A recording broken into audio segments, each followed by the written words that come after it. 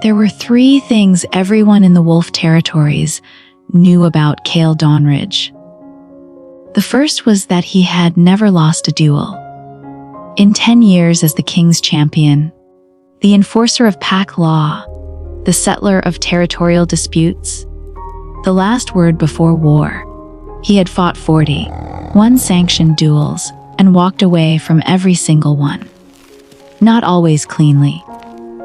There were scars enough to prove the fights had been real. But walking away was the point. Walking away was the whole of it. The second thing was that he never refused a challenge. Pack law was absolute on this. When a wolf invoked the right of contested ground, the ancient law that allowed any wolf to challenge the champion over a territorial grievance, the champion was bound to answer. No exceptions, no delays. The challenge was the law, and the law was the challenge, and Kael had spent 10 years being exactly what the law required. The third thing everyone knew about Kael Dawnridge was that he had no mate, no claimed wolf. No consort, no interest, no softness. He lived in the king's stronghold in a set of rooms that contained a bed, a weapons rack, and very little else. He trained before dawn and after sunset, and spent the hours between in service to the crown. He was polite in the way that very contained people are polite. Sufficient, correct, betraying nothing. What no one knew, what no one could have known, because he had told exactly nobody, was that Kael understood the old bond mechanic better than almost anyone alive. Had studied it, in fact, for years. Had made it his business to understand every aspect of the claiming bond and its conditions. Because for a wolf in his position, the knowledge wasn't academic. The claiming bite could not happen at will. It required 2 specific conditions occurring simultaneously: a mate recognized and adrenaline. Combat adrenaline. Specifically, the flooding of the system that happened in a real fight, a real threat, real stakes. Under those conditions, with a recognized mate, the bite became almost involuntary. The wolf took over. The claiming happened. This was why Kael had spent 10 years being very, very careful about who he fought. Not because he feared losing, because he had not yet met her. The one his wolf would recognize. And on the day he did, if he ever did, he would need to know the rules well enough to protect her from a bond she hadn't chosen. He thought about this sometimes, the theoretical her. The person his wolf would know before his human mind caught up. He thought about what kind of woman she'd be. He did not think she would be the one standing across a challenge ring from him on a cold autumn morning, radiating fury. Having traveled 6 days on foot to make him answer for something he hadn't done. He did not think she would open her mouth and say, in a voice like iron and frost, "Fight me or admit you're a coward." He did not think any of this, and then it happened anyway. Chapter 1. The challenge autumn, the king's court Senna. She had not slept in 2 days, and it showed. Senna was aware of this. She was aware that she looked exactly like what she was. A wolf who had walked 6 days from a border settlement, whose coat was travel-worn and whose boots had seen better years, who had arrived at the king's stronghold without an appointment or an ally or a single person in this entire city who owed her anything. She was also aware that none of this mattered. The right of contested ground did not require her to look impressive. It required her to say 4 words and mean them. She had been saying those 4 words in her head for 6 days, and she meant them more with every mile. I invoke contested ground. The king's court assembled in the challenge yard at midday. Not the full court. This was too minor for that. Just the legal witnesses required by pack law and a handful of curious onlookers who'd heard there was a challenge. Beta Orin, the king's legal officer, read the formal conditions.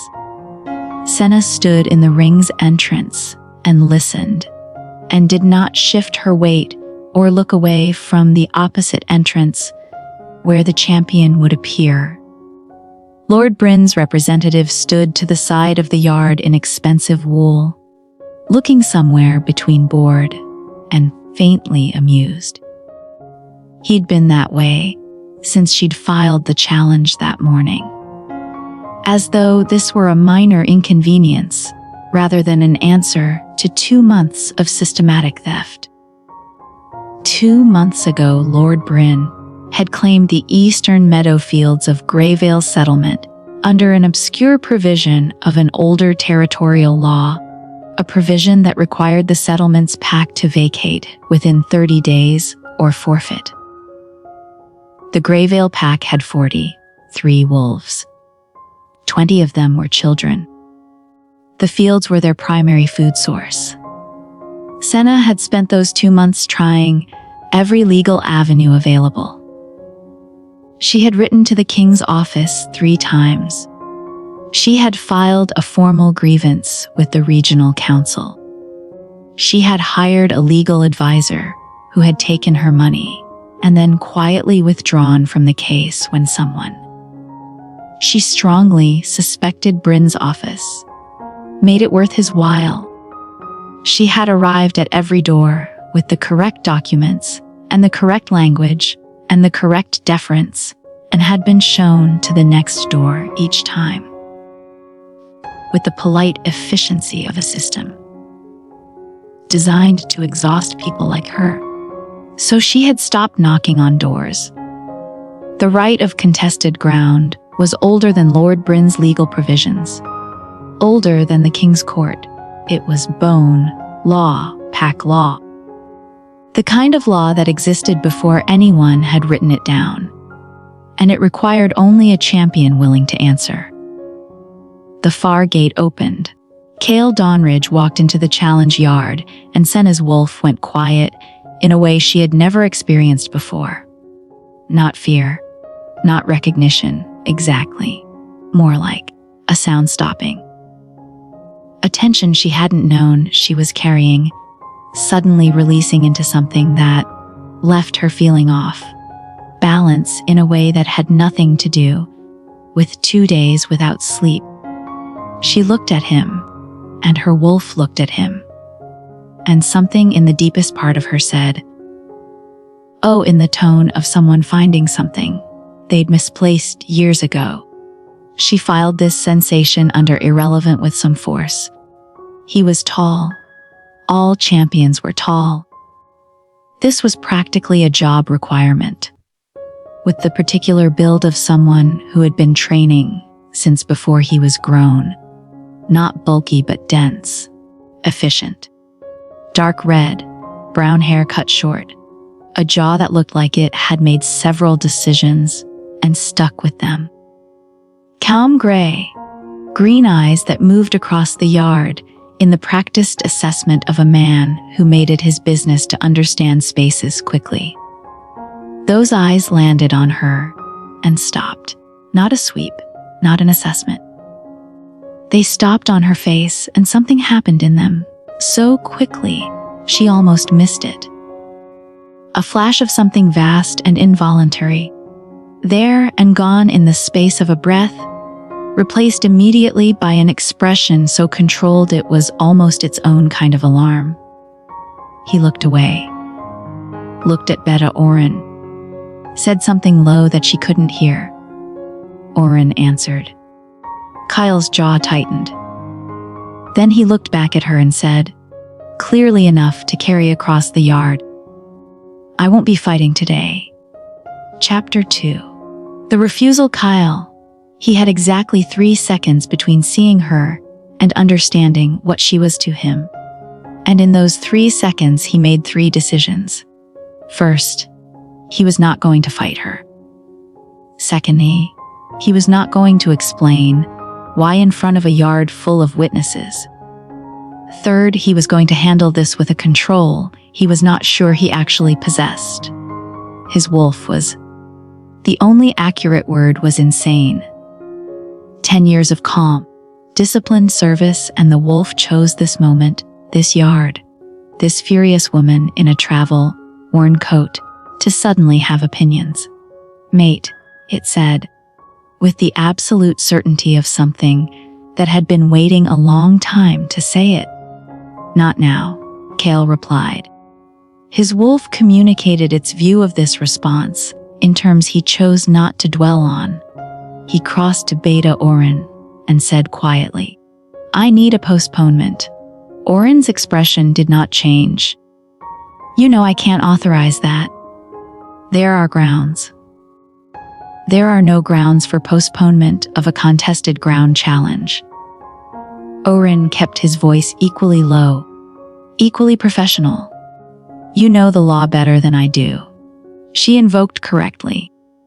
"You answer or you forfeit, and the settlement's claim is awarded immediately." Kael looked across the yard at her. She was watching him with gray eyes that were currently the color of winter sky, and an expression that had moved from uncertainty into something harder. He'd seen that shift happen. The moment when she'd registered his refusal and interpreted it. She thought he was dismissing her, looking at her, small, travel-worn, from a minor border settlement, and deciding she wasn't worth his time. He could not tell her the truth.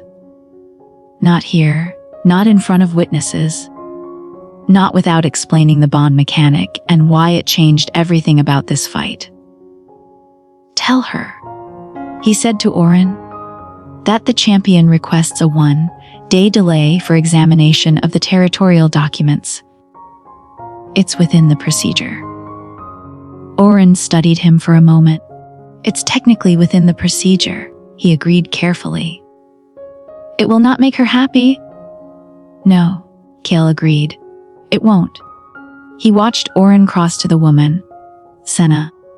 Her name was Senna. It was in the challenge filing, and his wolf had apparently memorized it, and relay the message. He watched her face.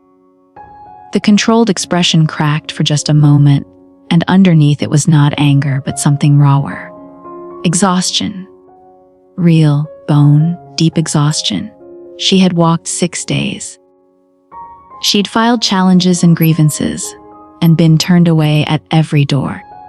And now, the one avenue that was supposed to be irrefusable was being delayed by the man who was supposed to be bound to answer. She looked across the yard at him and said, loud enough to carry, "1 day." Not a question. He nodded once. She held his gaze for a moment, 2 seconds, 3.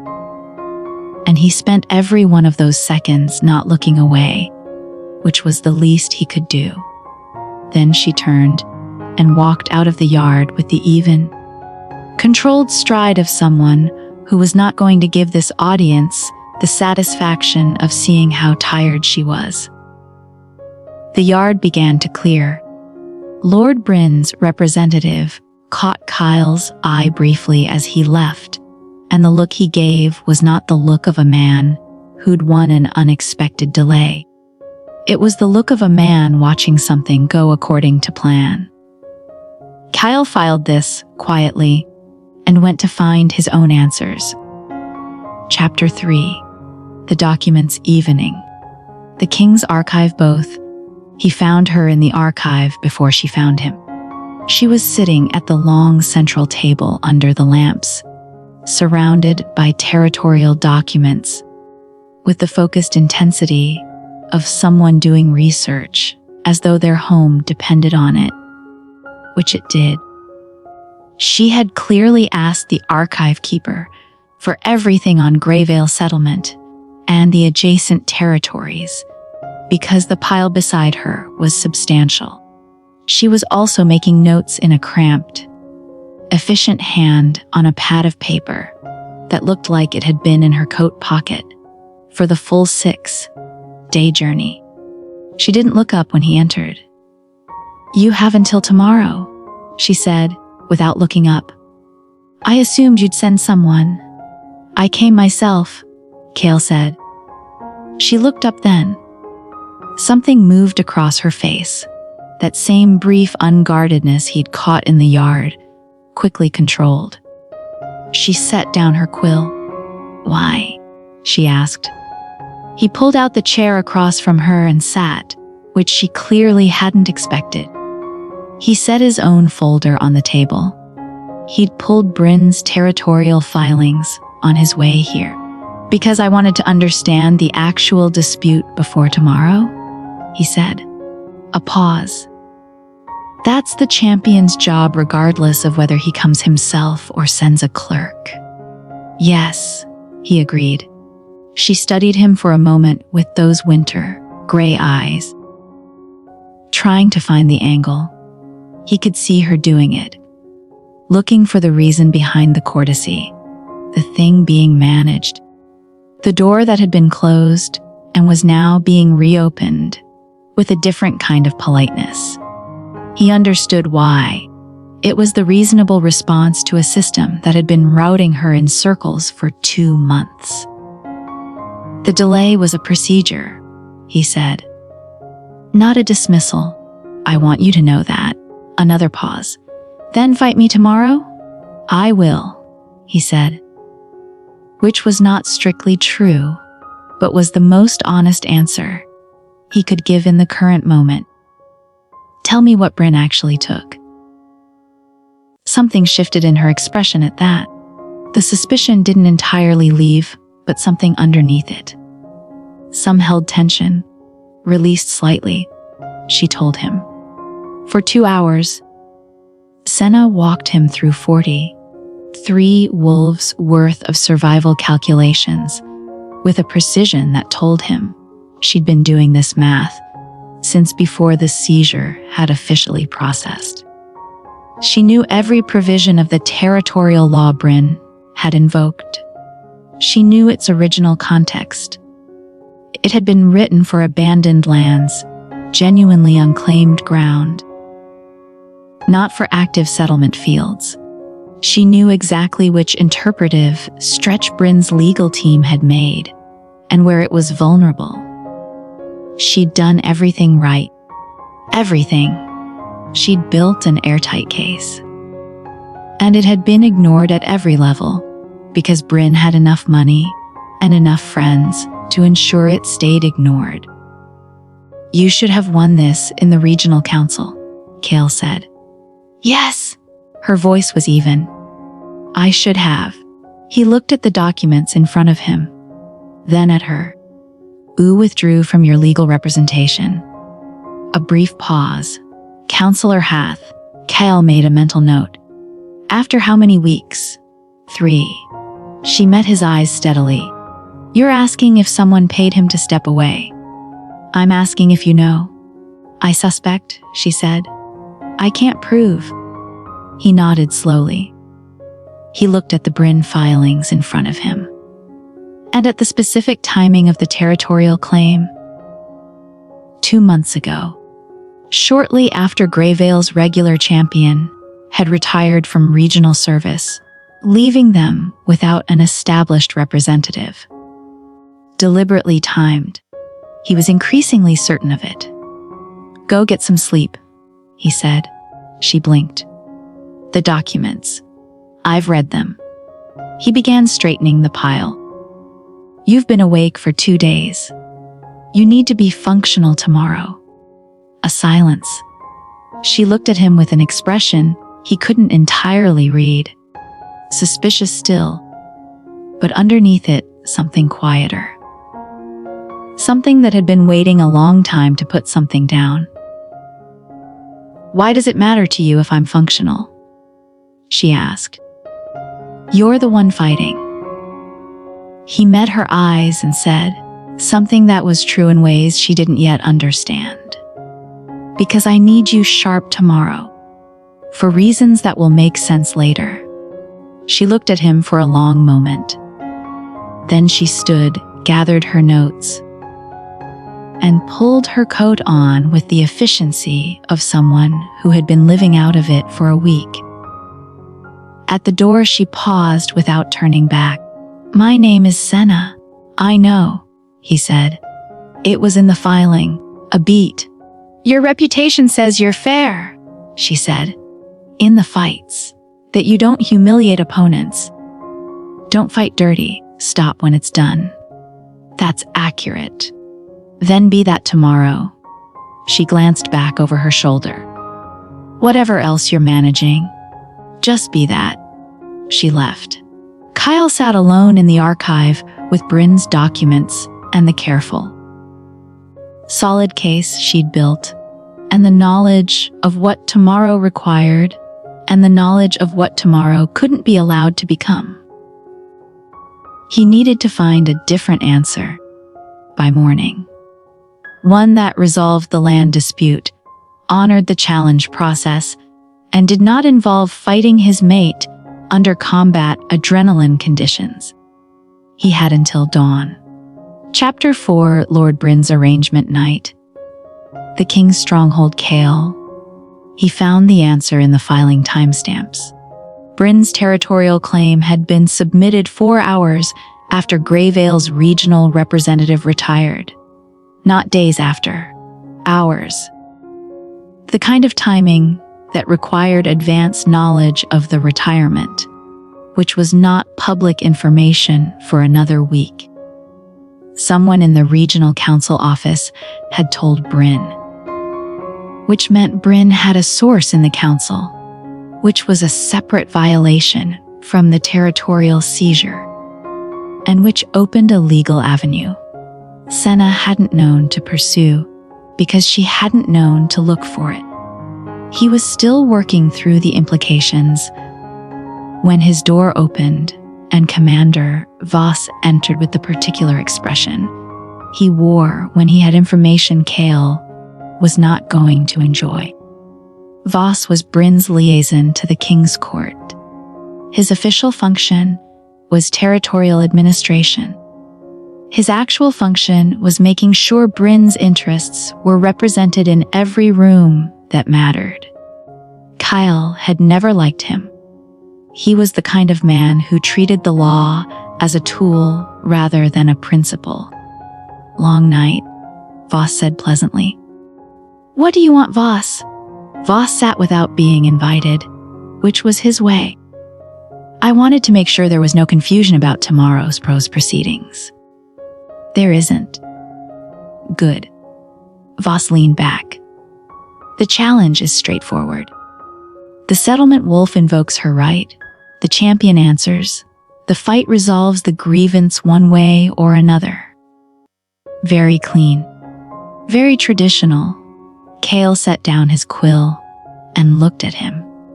"Lord Brynn has a significant interest in seeing the traditional process honored in full." Voss continued.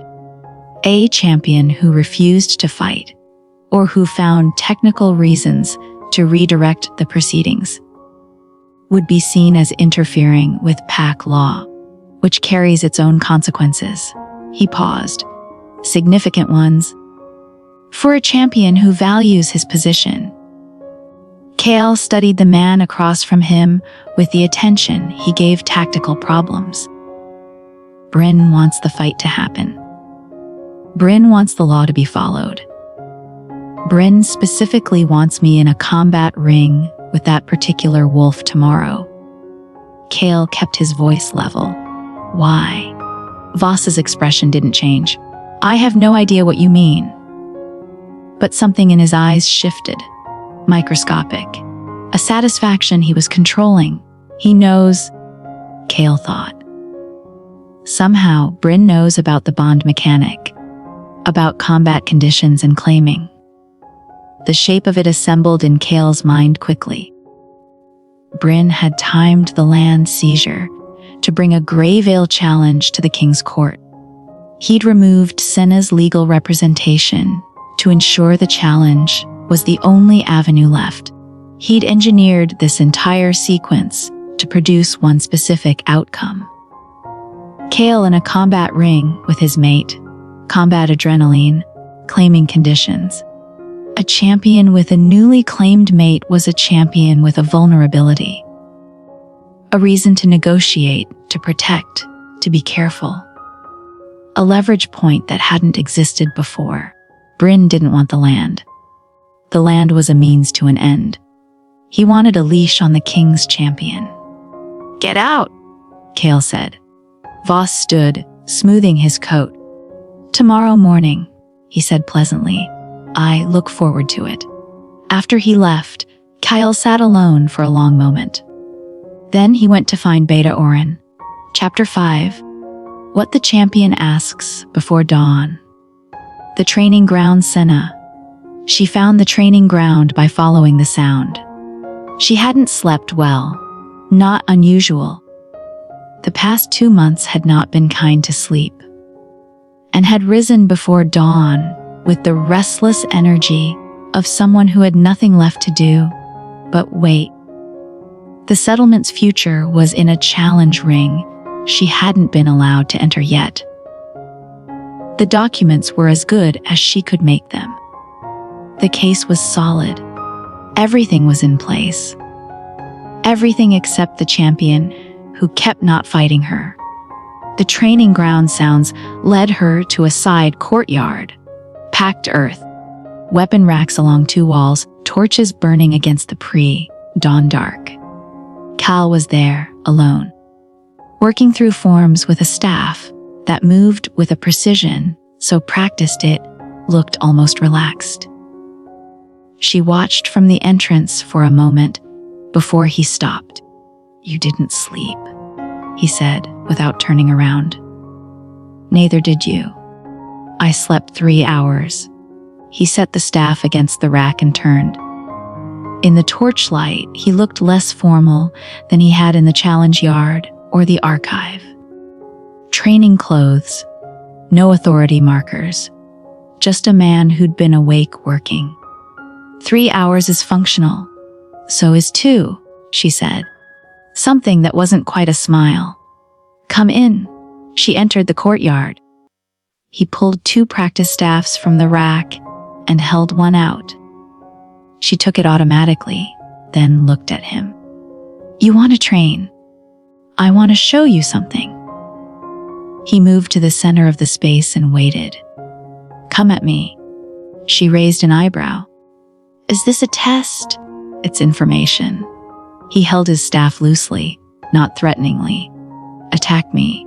Senna considered this for a moment, then moved. She was not formally trained. Not the way he was. But she had grown up in a border settlement where every wolf learned to fight young, and the ones who didn't learn fast didn't get second chances. She was quick and she knew how to read a body, and she committed to the attack without hesitation. He redirected her. Not stopped. Redirected. Used her momentum. Shifted his weight, turned her strike into a controlled miss that put her slightly off balance but didn't knock her down. "Again," he said. She went again. He redirected again, differently, adjusting to her adjustment. They did this for 20 minutes. He never attacked. He never dominated. He read her, redirected her, and occasionally said things like there or yes or that angle in the tone of someone taking notes rather than giving instructions. At the end of 20 minutes, Senna lowered her staff and looked at him. "You're not going to fight me tomorrow," she said. "Are you?" A pause. "I'm working on an alternative. An alternative to the only legal avenue I have left. An alternative that gets your settlement its land back without..." He stopped. "Without the fight." She studied him. "Why does the fight matter to you? You fought 41 duels. You'd win. The settlement's claim would be resolved. Why is this one different? He met her eyes with a directness that she'd noticed was simply how he engaged. No performance, no deflection, just the thing itself. Because there are conditions under which this particular fight would have consequences, I'm not willing to impose on you without your knowledge, he said. And I can't explain those conditions here. Why not here? Because the wrong person hearing them tonight would remove the only advantage we currently have. He held her gaze. I need you to trust me until after the proceedings are resolved. Then I'll explain everything. Senna was quiet for a long moment. She had spent 2 months trusting a legal system that had failed her at every turn. She had spent 6 days trusting that the right of contested ground would be honored. She had arrived here trusting a law that the champion was now asking her not to invoke. The settlement, she said carefully. If we do it your way, your alternative, the settlement gets its land back. Definitively. Not a delay, not a review. The fields. Yes, he said. And Brynn pays for the seizure period's losses in addition. You can get that? I can prove that Brynn used insider information from the regional council to time the seizure. That's a criminal violation separate from the territorial claim. It means the original filing is void, he paused. It also means Brynn faces a council inquiry, which is considerably worse for him than a lost duel. Senna absorbed this. You found that last night. It was in the timestamps. She looked at him in the pre-dawn light.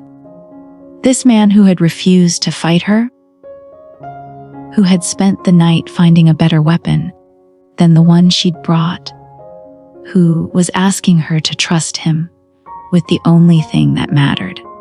After the proceedings, she said. You'll explain the rest. Everything, he said. I promise. She handed back the practice staff. Then let's go take Brynn's filing apart. Chapter 6. The proceedings morning. The challenge yard both. The yard was fuller than it had been the previous day. Word had traveled, the way word always traveled in the king's court, about the champion who had delayed a contested ground challenge. People came to see whether he would answer or continue to refuse. Either outcome was unusual enough to draw an audience. Lord Brynn was present in person this time, which told Kael that Voss had reported last night's conversation accurately. Brynn was a broad, silver-haired man with the satisfied look of someone who had arranged things to his liking. He stood beside his legal representative with the comfort of a man who expected to win. Senna stood in the challenger's position with her notes and her documents, and the particular stillness of someone who had decided to be completely calm. Beta Oren called the proceedings to order. The challenger has invoked the right of contested ground regarding the Greyvale settlement fields. He announced, the champion has requested examination of territorial documents. Has the examination been completed? It has, Kael said, and it has produced findings relevant to the proceedings. Brynn's expression didn't change. Voss's eyes sharpened. The territorial claim filed by Lord Brynn's office was submitted 4 hours after the retirement of Greyvale's regional representative. Kael said, this retirement was not public information for 7 days following Brynn's filing. The timing indicates advance knowledge obtained through a source within the regional council, which constitutes unauthorized disclosure of protected administrative information under the King's Court Charter. Article 14. Murmur through the yard.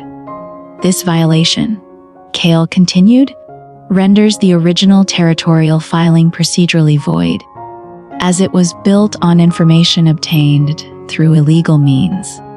I am formally requesting that Beta Oren refer the matter to the King's legal counsel for full investigation. Oren was writing. His expression was carefully professional. Furthermore, Kael said, given that the filing is void, the seizure of the Greyvale fields was unlawful from inception. Restoration of the fields and compensation for the seizure period are the automatic legal remedy. The yard was very quiet. Brynn spoke. His voice was controlled, but with an edge beneath it. These are serious allegations without substantiated. The timestamps are in the filed documents, Kael said, which are already in Beta Oren's possession. The verification takes 20 minutes. He looked at Brynn across the yard with the flat attention he gave all tactical problems and let the silence make its own argument. Brynn looked at Voss. Something passed between them. The right of contested ground still stands, Brynn said. Whatever the document questions, the challenge was properly filed. The champion is still required too. The challenge was filed to contest an unlawful seizure, Oren said, looking up from his notes. If the seizure is void, the grounds for challenge are also void. The challenger is released from the formal proceedings. He looked at Senna. Your settlement's claim is restored pending the council investigation, with immediate effect. Senna was very still. Kael watched her process it. The thing she'd spent 2 months fighting for arriving not in a ring, but in a legal finding, almost quiet, the way real victories sometimes were. She looked across the yard at him. He gave her a small nod. Something moved across her face. Brief, private, not for the audience. Then she turned to Oren and began discussing the specifics of the restoration process with the focused efficiency of someone who was absolutely not going to cry in the King's challenge yard. Brynn left without speaking further, Voss close behind him, neither of them looking at Kael. Kael stood in the morning light and breathed. Round 1. Now came the harder conversation. Chapter 7. What he tells her afternoon. The archive Senna, she came to find him after the restoration documents were signed. He was in the archive again. She was beginning to understand this was where he went to think. Sitting at the same table with a cup of tea that had gone cold and an expression of someone composing words carefully. She sat across from him and waited. He told her about the bond mechanic directly, without preamble. She appreciated that. She had had enough of information being managed for her benefit. He explained the combat conditions, the adrenaline, the fact that a mate recognized in a fight had almost no defense against the claiming because the wolf operated faster than conscious thought in those conditions. He told her that he had recognized her the moment she walked into the challenge yard, that his wolf had known immediately, and that had been the reason for the refusal. Not contempt, not dismissal. He told her that Brynn had known about the mechanic and had engineered the duel, specifically to force a claiming, to give himself leverage over the King's champion. He told her all of it with the same directness he brought to everything else, his eyes on hers, not rushing, not softening. When he finished, the room was very quiet. Senna looked at the cold tea on the table between them and thought about the challenge yard and the archive the night before and the training ground before dawn and the way his wolf had appeared in his eyes for that single unguarded second when he'd first seen her. "You spent 2 days," she said slowly, "finding a way to give me my land back without fighting me. Because fighting me would have forced something on me I hadn't agreed to." "Yes. Even though the fight would have been easier. Yes. Even though refusing looked like cowardice." A pause. 41 undefeated duels is a reasonable account balance, he said. "I could afford 1 mark against the reputation." She looked at him. "And now the land is restored." He held her gaze steadily. "Now I tell you what I should have told you in the yard. That I have no interest in claiming anything you haven't chosen. The bond is real and my wolf is extremely opinionated about it, but neither of those things obligates you to anything." Senna was quiet for a moment. "What does the bond feel like? From your side?" Something shifted in his expression. "Like certainty," he said. "Like something I didn't know was missing being suddenly located." She thought about the moment she'd first seen him.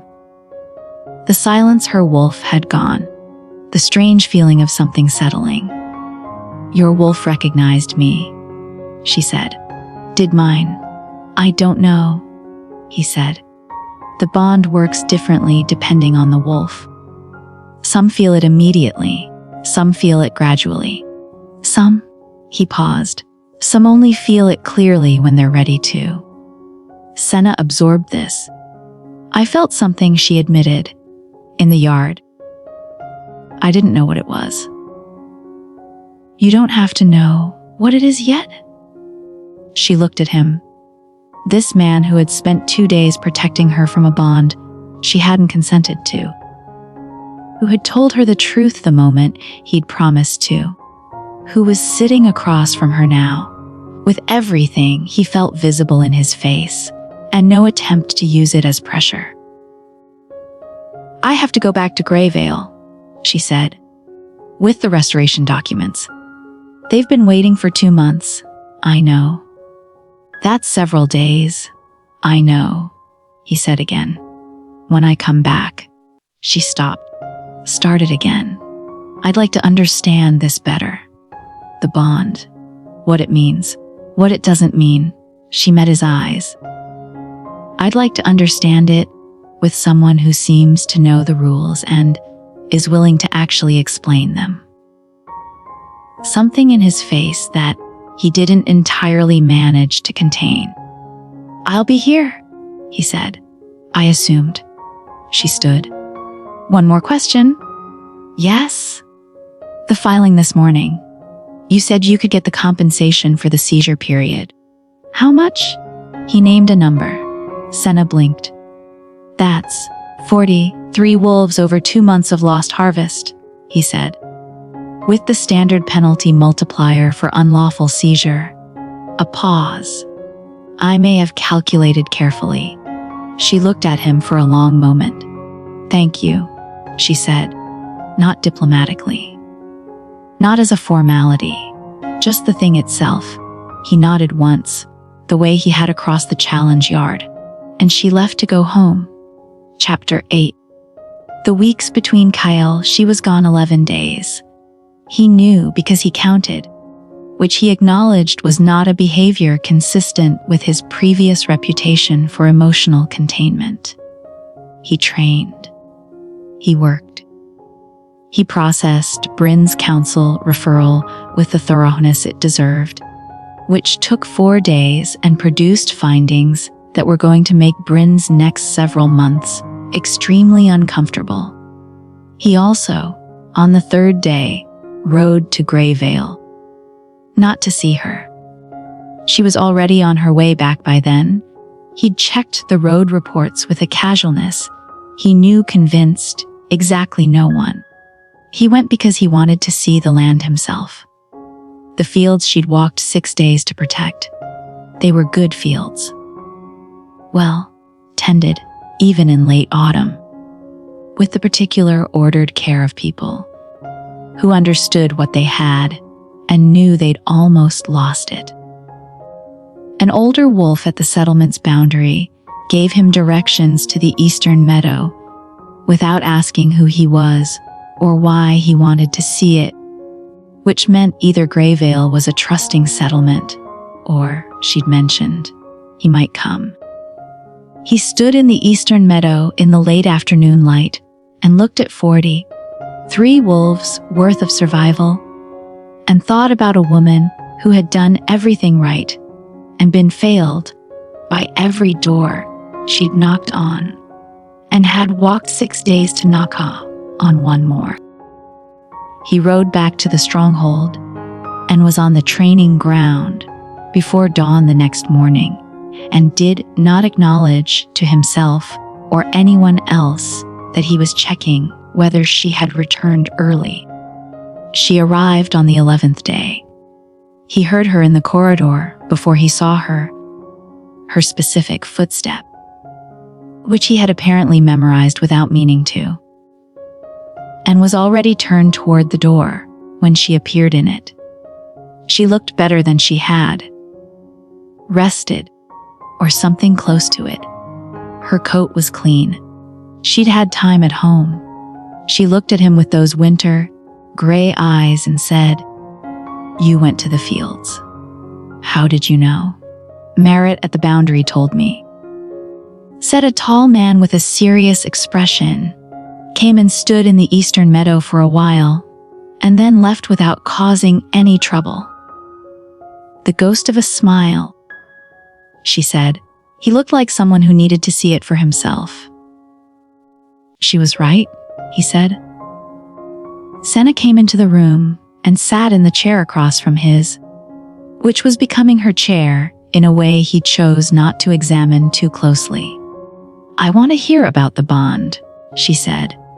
"All of it. From the beginning," he told her. Chapter 9. What she learned. Senna, he was a thorough teacher. Over 3 evenings in the archive. Evenings, she told herself, were practical, were information gathering, were simply due diligence on something that apparently concerned her significantly. Kael explained everything he knew about the bond mechanic, the recognition, the window, which in their case had technically passed for the forced, claiming conditions, but not for the bond itself. The bond had no window, he explained. It had only a beginning, and whatever came after the beginning was chosen. The claiming that could happen in combat was the forced version. The real version, the lasting one, was voluntary, deliberate. He explained what the bond meant practically, the heightened awareness of each other. The wolf's recognition preceding the humans. The way it grew or didn't grow depending on what the people involved chose to do with it. He explained it with the thoroughness of someone who had spent years making it his business to understand. And he explained it without using any of it as an argument for anything. Just information, laid out clearly, available for her to do with as she chose. On the 3rd evening, she said, "You've known about this mechanic for years." "Yes." "You were afraid of it." A pause. "Not afraid," he said. "Careful." Because of what it would mean for someone who hadn't agreed to it. Because of what it would mean for the fight. He looked at his hands. "I spend my life in combat conditions. If I recognized a mate in a fight, any fight, not even a challenge, a training session, the conditions would be right, and I'd have no defense against the wolf taking over." He paused. "I didn't want to do that to someone." Senna thought about this. "And with me, in the challenge yard. The moment I saw you," he said. "My wolf had no uncertainty about it. But you controlled it. With," he said carefully, "considerable effort." She looked at him across the table. This careful, contained man who had spent 10 years being exactly what his role required, and had spent 2 days dismantling an elaborate trap, not to protect himself, but to protect her from a bond she hadn't agreed to. She thought about her wolf silence when she'd first seen him. The settling, the O of something recognized. "I felt it too," she said. "He went very still, in the yard. I didn't know what it was. I've never felt a bond pull before. I thought it was. I didn't know." She held his gaze. "And in the archive that night, and on the training ground," she paused. "It's been getting clearer. Senna," he said, just her name. The way he said it told her everything about what it cost him to hold still. "I'm not saying this as an obligation," she said clearly. "I want to be exact about this. I'm saying it because you've been exact with me about everything, and you deserve the same." She leaned forward slightly. "My wolf knows. I'm still. I need time with the human part of it. But my wolf knows, and I think I've known for longer than I've admitted." He looked at her for a long moment. "Time," he said. "As much as you need." "I'm not going to need a lot," she said honestly. Something moved in his face, vast and quiet and carefully held. The thing he'd been containing since the challenge yard, finally being allowed to exist in the room. "Okay," he said, with a restraint that she recognized had nothing to do with indifference. "Okay." Chapter 10. Brynn's move 3 days later. Kael. The threat arrived in a letter, not addressed to him. Addressed to Beta Oren, through official channels, from Brynn's legal office. A formal challenge to the proceedings of 3 weeks prior. A claim that the documentary evidence had been misrepresented. A demand for a second examination. It was procedurally thin, barely worth the paper. But it named Senna as a material witness required to remain in the capital pending the review. Which would take, Brynn's office noted, a minimum of 6 weeks. He found her in the training ground where she'd taken to working in the mornings. She was borrowing practice staffs from the rack now without asking, which had caused the training master to look at Kael with an expression he chose not to engage with, and handed her the letter without preamble. She read it. Her face was very still. "He can't win the document challenge," Kael said. "The timestamps stand. Oren already verified them." "I know." She handed it back. "He wants to keep me here? He wants to use you as pressure. If he can threaten your freedom of movement, he has leverage over." Kael stopped. "Over you," she said. A pause. "Yes." She was quiet for a moment, turning the practice staff in her hands with the unconscious movement he'd come to recognize as how she thought. "He's known about the bond since before the original filing," she said. "That means someone told him." "Who in this court knew about your—" She paused. "About the mechanic?" "Almost no one." Kael thought through it. "I've never told anyone directly, but I've been studied, the way champions are studied, for years. Anyone who reviewed my fight records carefully enough would notice that you've never fought a female wolf," she finished. "In 41 duels." He looked at her. "I noticed on the second day," she said. "I thought it was coincidence. Then I thought it was a pattern." She met his eyes. Someone else noticed the same pattern and drew the correct conclusion. She was.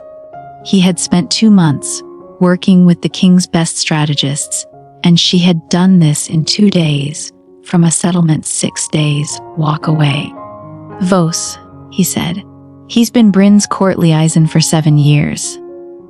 He'd have access to the full fight records." Can we prove it? Not in time to stop the review delay. He looked at the letter. But we don't need to stop the delay. We need to remove the leverage. She looked at him steadily. How? The leverage only works if Brynn believes I'll make different decisions to protect you than I'd make otherwise. He held her gaze, his operating on the assumption that a newly recognized mate means a compromised champion. He's not wrong, Senna said evenly. Is he? A beat. No, Kael said. He's not wrong about that part. Then we need to make him wrong about what you do about it. She tilted her head slightly. If I'm not here, there's nothing to threaten. You're not leaving. I'm not running, she corrected.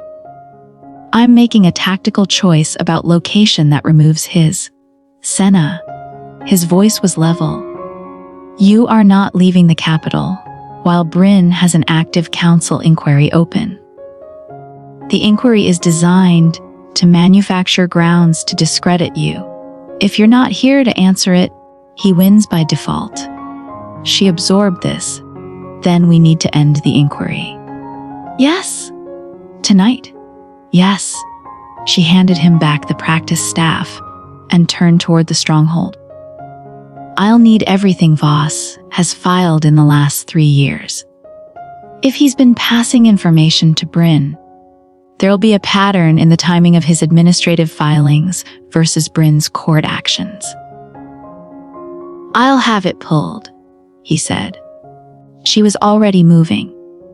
Then she stopped and turned back and looked at him with an expression that was direct and unhurried and entirely her own. For what it's worth, she said.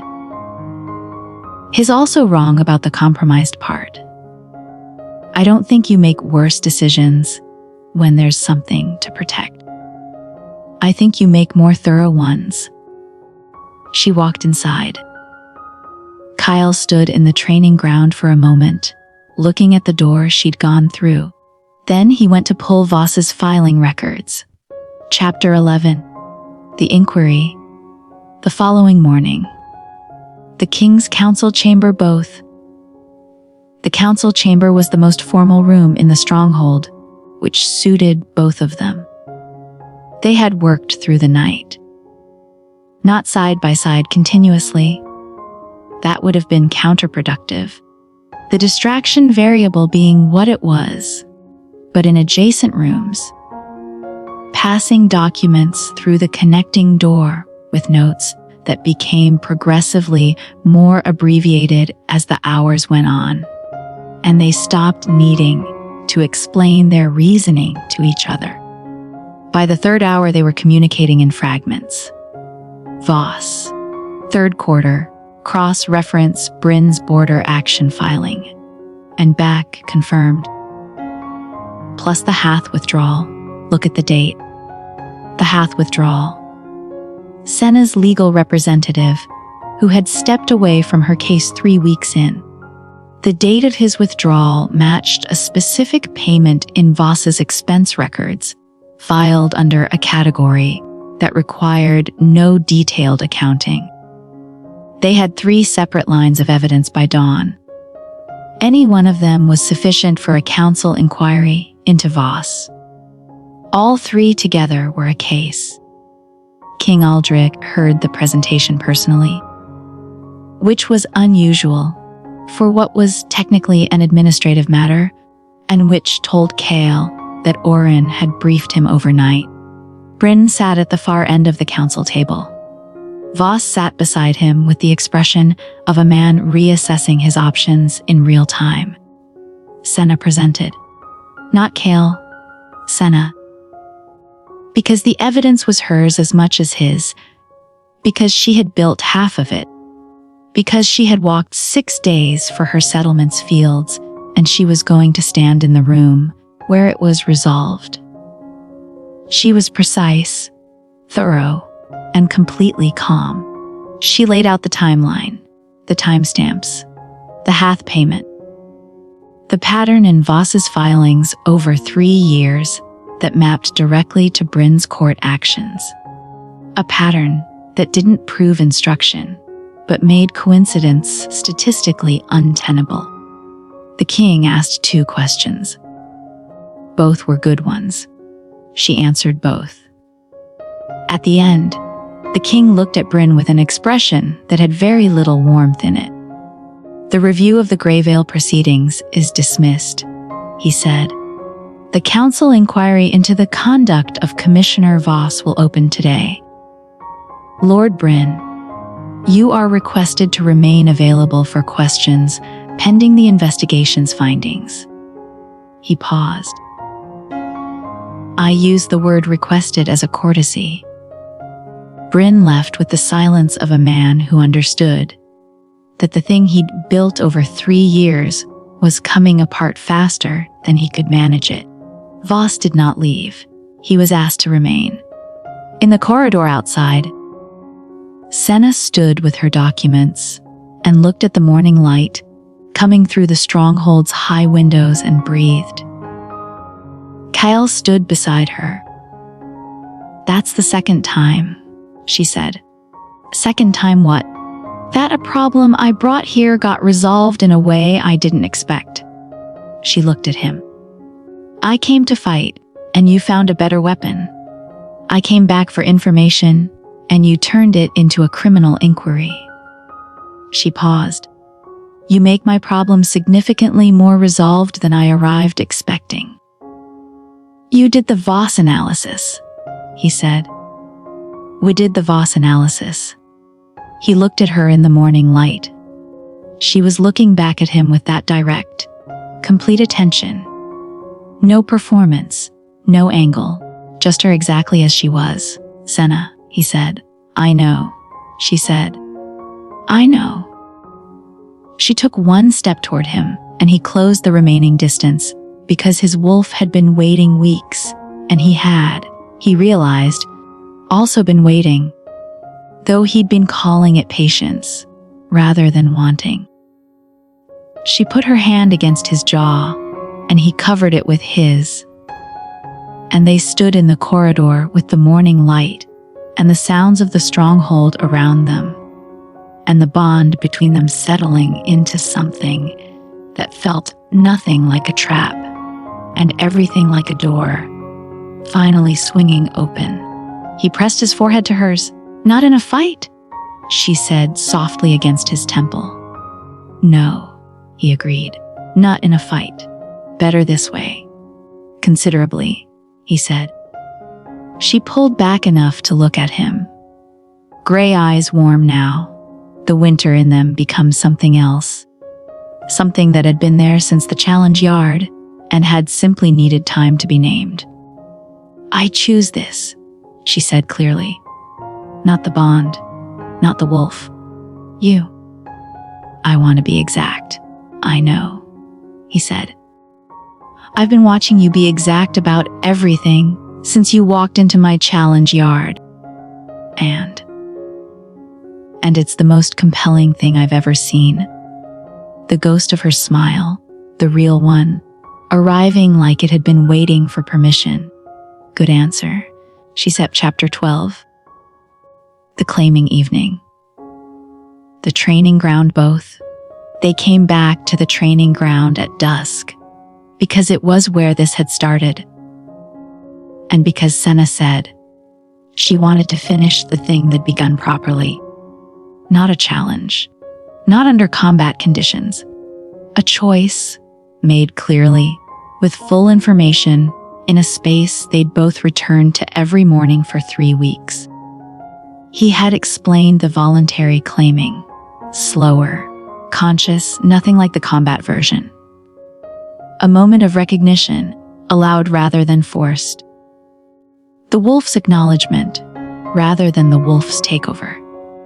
She had listened with her usual precision and asked 2 clarifying questions, and then said, "Okay." In the training ground, in the last of the evening light, she looked at him and said, "I'm ready." He touched her face the way a man touches something he's been careful about for a long time, and is finally allowing himself to hold. She covered his hand with hers, and the bond moved between them like a key turning. The claiming was quiet.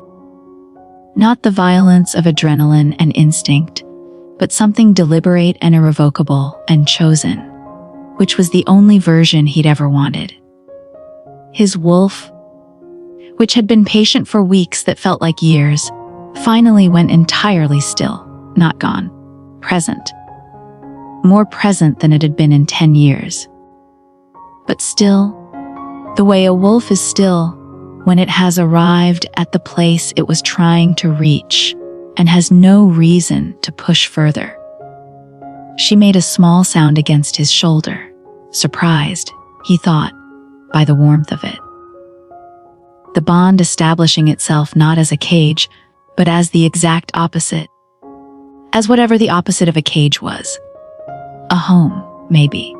The word arrived quietly. "Oh," she said softly. Exactly the sound he'd imagined making the first time. "Back in the challenge yard, is it always?" "No," he said. "I don't think so." She pulled back to look at him. Her eyes were very bright. 41 duels, she said. "Wes, and you were never?" "No," he said. "Never." She looked at him for a long moment with the expression of someone doing math that kept coming out in their favor. "I walked 6 days," she said. "To fight the wrong person for the right reason." "I'd argue," he said, "that you fought exactly the right person." The real smile arrived. Epilogue 6 months later. The eastern meadow in spring looked nothing like it had in late autumn. The fields were green, the particular saturated green of ground that had been tended through a hard season and was coming back with the specific abundance of things that had survived difficulty. The settlement's pack moved through the morning with the ease of people who had stopped calculating what they stood to lose. Senna stood at the meadow's edge and looked at it with the attention she gave things that mattered. Kael stood beside her in traveling clothes. They'd ridden from the capital that morning, a half-day trip that had become a monthly visit that had become simply a thing they did. "Merritt wants you to stay for the evening meal," Senna said. "I assumed. She sent me a message 3 days ago." Senna glanced at him. "She messages you directly now." "She messages everyone she considers part of the extended settlement network." A pause. "I appear to qualify." Senna considered this. Kael, the King's champion, 41 undefeated duels, extended settlement network member. It had a quality she would have found absurd 6 months ago, and found entirely appropriate now. "The council inquiry finishes next week," she said. "Brynn's testimony is scheduled for the 14th. And after that," he said, "there will be a significant restructuring of the regional council's administrative oversight, which will make it considerably harder for the next Brynn to time a land seizure to the hour." She nodded. She'd written 3 of the proposed restructuring provisions herself at Oren's request, which had led to a 3-hour meeting with the King's legal team that had been the most interesting afternoon she'd had in the capital since the Voss inquiry. The King had looked at Kael afterward with an expression that said several things he hadn't verbalized. Kael had not verbalized them either. Senna had chosen not to ask. "The settlement could use a legal advocate," she said, which she'd been thinking about for a month and was now saying for the first time. "Someone who knows how to navigate the regional system, who understands how the filings work and where the vulnerabilities are." "They have you," Kael said. "I can't be here and in the capital." A pause. She felt him processing it, the way she'd learned to read his silences. Which one was tactical consideration, and which was emotional consideration, and which was the specific quality of quiet that meant he was deciding whether to say the true thing or the careful thing. He said the true thing. You could. She looked at him. The king has been making noises about a territorial advocate position, he said. Someone with field experience and council knowledge who operates between the settlements and the capital rather than solely within it. He kept his voice even, professional, giving nothing away. The role doesn't currently exist. It would need to be created. Created for a specific purpose, she said. Created because the Greyvale situation demonstrated a systemic gap that requires a permanent solution. His eyes met hers. The fact that the most qualified person for the role happens to. He paused. Complicate my commute is incidental. Senna looked at him for a long moment. That is, she said, the most diplomatic thing you've ever said to me. I've been practicing. The smile arrived. Tell Merritt we're staying for the meal, she said. And then tell me more about this role. He took her hand, his wolf steady and certain and completely at ease in a way it hadn't been in 10 years, and turned with her toward the settlement. The eastern meadow stretched green and full behind them. The champion who had refused to fight walked home. End of the undefeated.